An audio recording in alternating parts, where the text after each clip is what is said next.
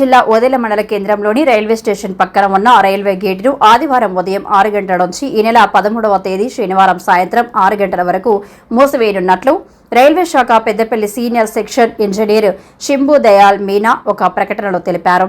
ఈ మార్గంలో ప్రయాణించే ఓదెల, నాంసన్పల్లి, మడక, కొమిరె, పొత్కపల్లి ప్రజలు, ప్రయాణికులు, వాహనదారులు గమనించి సహకరించగలరని ఆయన కోరారు.